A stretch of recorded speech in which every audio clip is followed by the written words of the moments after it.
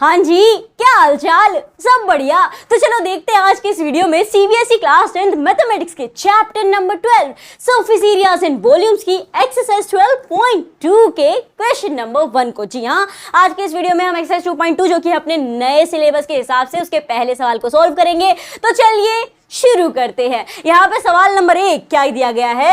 A solid is in the shape of a cone standing on a hemisphere. आगे बढ़ने से पहले साथ साथ में फिगर बनाते चलेंगे, थोड़ा वक्त बचेगा अपना। तो देखो क्या कह रहा है कि एक हेमिस्फीयर के ऊपर एक कोन खड़ा हुआ है। सो यहाँ पे मेरा हेमिस्फीयर आ चुका है, इसके ऊपर है तो जनाब इसको उल्टा पुल्टा करना पड़ेगा। सो यहाँ पे अब ठीक है, ठीक है।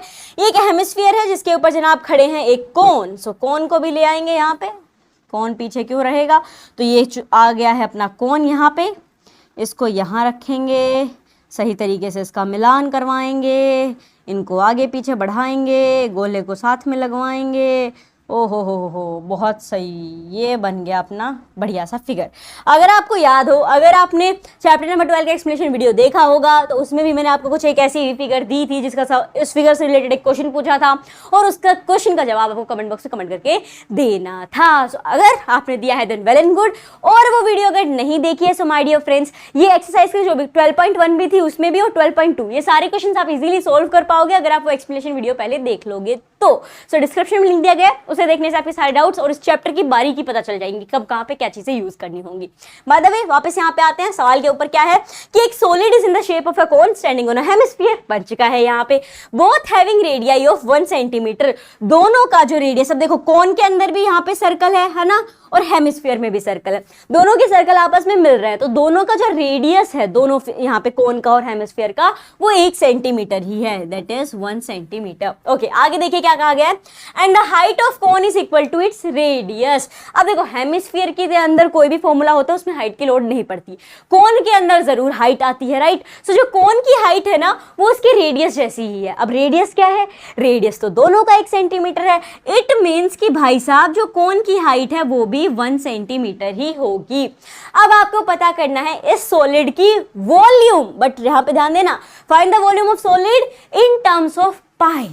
पाई की टर्म में पता करना। आपको हाँ जी ये क्या बात हुई, कोई ज्यादा डिफिकल्ट काम नहीं है। क्या आपको वॉल्यूम ये तो समझ में आ गया, वॉल्यूम पता करनी है तो आपको जी बिल्कुल, और वॉल्यूम पता करना इज क्वाइट इजी। क्यों? क्योंकि उसके एक ही फॉर्मूले होते हैं हर शेप के, ज्यादा डिफरेंट फॉर्मूले लिए CSA TSA, बस माइनस प्लस का ध्यान रखना होता है। बट यहाँ पे तो चूंकि दोनों फिगर जुड़े हैं तो इनकी वॉल्यूम बतानी होगी, तो दोनों का ही वॉल्यूम आएगा, कुछ माइनस नहीं होगा, एड ही होगा, volume of cone plus the volume of hemisphere.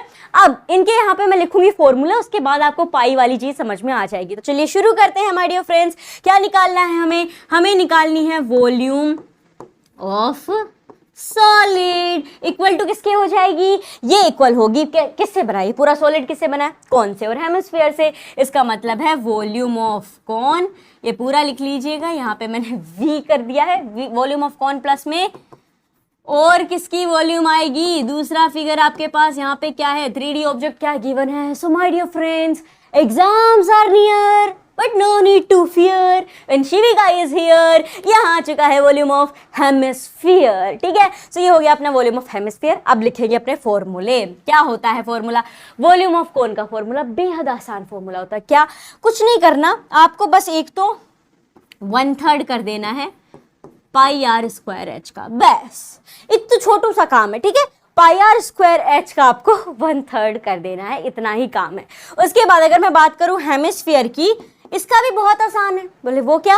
देखो जो आपका पूरा स्फीयर होता है उसका क्या होता है वॉल्यूम का? 4/3 के अंदर पाई r क्यूब, राइट। उसका आधा कर दो, दैट इज 2/3 में पाई r क्यूब, 2/3 पाई r क्यूब, यानी पाई r क्यूब का 2/3 हिस्सा। बस ये फॉर्मूले आपके लग चुके हैं। अब देखो फॉर्मूले रटने की कोई लोड नहीं है, कहते हैं रटने पड़ेंगे, भाई फॉर्मूले तो रटने ही पड़ते हैं, उसके अलावा तो कोई चारा ही नहीं है ना मुन्ना।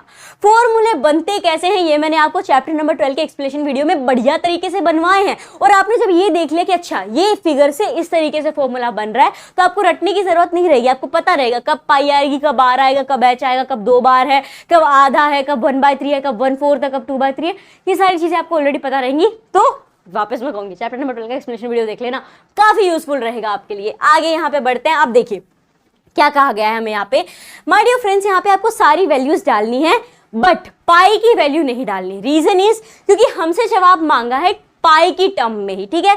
तो पाई की वैल्यू हम नहीं डालेंगे, बाकी सारी वैल्यूज डालेंगे। क्या होगी, यहाँ पे एक्सरसाइज से ऊपर हमें कहा गया है कि भाई जब तक सवाल में ना दिया गया हो तब तक पाई 22/7 को यूज में लीजिएगा, तो वरना जो भी सवाल में हो 3.14 हो तो फिर आपको यूज करनी पड़ेगी वो। लेकिन अगर सवाल में नहीं है तो 22/7, बट यहाँ पे भी आप 22/7 यूज नहीं करोगे क्योंकि क्वेश्चन में हमें पाई की टर्म्स में आंसर लाना है, ठीक है। सो पाई की वैल्यू नहीं डालोगे, पाई में जो भी आंसर आएगा पाई के साथ में वही आपका आंसर हो जाएगा इन टर्म्स ऑफ पाई। सो यहाँ पे देखो 1/3 मेरा एज इट इज, पाई के साथ मैंने कोई छेड़छाड़ नहीं करनी, तो पाई मेरा एज इट इज। आर क्या है, कहोगे आर है जी 1, रेडियस इज 1, किसका, कोन का, तो कोन का भी 1 ही है, तो ये हो जाएगा 1 यहाँ पे। अच्छा 1 का स्क्वायर बोल, आर का स्क्वायर बोला तो आर का स्क्वायर 1 ही होता है। सिमिलरली मेरे दोस्तों, अच्छा एक और काम, बोल क्या, हटा दो, मत लिखो। बोले क्यों जी, क्यों ना लिखे, मैंने आपको एक्सप्लेनेशन वीडियो में बताया था कि जो फॉर्मूले लिखो अगर उनकी अलग अलग से हम वैल्यू लिखेंगे बहुत सारी वैल्यूज होंगी, फिर उनमें काटा पीटी में बहुत दिमाग लगाना पड़ेगा। तो हम क्या करेंगे, फॉर्मूले में से जो चीज़ हमें कॉमन मिल सकती है पहले वो कॉमन ले लेंगे, ठीक है। वही काम यहाँ पे हम करते हैं। चलो कॉमन लेना शुरू करें। एज आई कैन सी यहाँ पे 1/3 पाई आर स्क्वायर है, यहाँ पे 2/3 पाई आर क्यूब है, तो ये कॉमन लिया जा सकता है। यहाँ से भी 1/3 कॉमन आ जाएगा और पाई आर क्यूब है तो वहां से पाई आर स्क्वायर कॉमन आ जाएगा। इसका मतलब है कि 1/3 पाई आर स्क्वायर कॉमन आ चुका। ब्रैकेट में देखो क्या बच गया, यहां से तो ये पूरा कॉमन आ गया, h बच गया खाली, यानी हाइट बच गई मेरे पास। प्लस में 2/3 में से 1/3 जा चुका है, मतलब यहाँ पे सिर्फ 2 बच जाएगा। अब ध्यान देना, अब सिर्फ ब्रैकेट क्लोज मत करना। r का क्यूब था यानी 3 बार r था, जिसमें से r स्क्वायर गया है यानी 2 बार r जा चुका है, तो एक ही बार r बच चुका है, तो ये आ जाएगा आपका यहाँ पे 2r, ठीक है। चलिए अब कंटिन्यू करेंगे, यहाँ पे अब वैल्यू डालेंगे। 1/3 मैंने पाई को छेड़ना नहीं है, एज इट इज रखना है।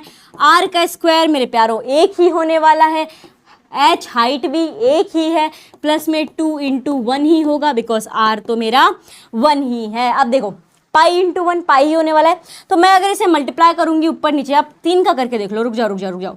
इसको हम ऐसे कर सकते हैं, ये ऊपर आ जाएगा पाई/3, ठीक है, ये इधर ऊपर मल्टीप्लाई हुआ।